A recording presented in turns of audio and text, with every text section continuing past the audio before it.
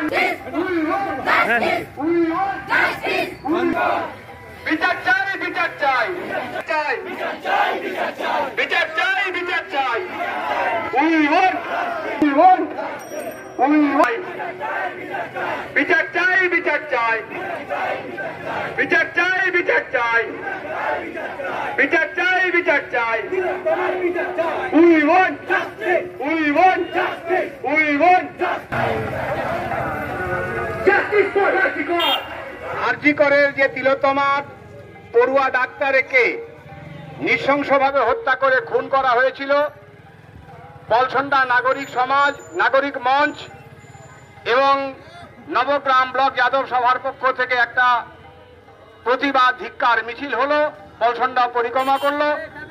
সুস্থভাবে সুশৃঙ্খলভাবে আমাদের ঘরের মেয়ে, ঘরের বোন, যেকে অভয়া বা তিলোত্তমা, তাকে গত 9 আগস্ট নৃশংসভাবে হত্যা করে খুন করা হয়েছিল, তার সুবিচার চাইতে যাদব সমাজ এবং নাগরিক মঞ্চ রাস্তায় নেমেছে প্রতিবাদ করতে।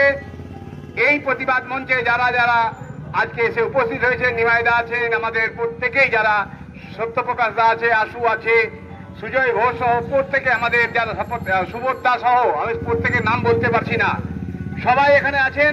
আমাদের দীপঙ্কর ঘোষ বিশেষ উদ্যোগ নিয়ে করেছে। প্রত্যেককে আমরা অভিনন্দন জানাই এবং আগামী দিনে এই প্রতিবাদকে আরো ত্বরান্বিত করার জন্য যতদিন পর্যন্ত অভয়া বা তিলোত্তমার বিচার হচ্ছে না, দোষীদের দৃষ্টান্তমূলক সাজা হচ্ছে না, ততদিন পর্যন্ত আমাদের বিভিন্নভাবে এই আন্দোলন চলবে।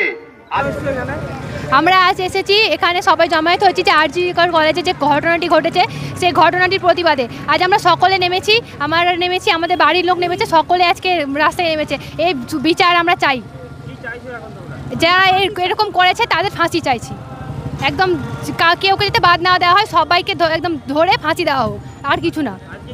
আজ আমরা যাদব স্বভাব তরফ থেকে আমরা আজকে একটা মিছিল বের করেছিলাম এটার বিরুদ্ধে, যাতে এটার মানে শাস্তি ঠিকঠাক মতো পাওয়া যায়, আর একদম ফাঁসি যাতে হয়।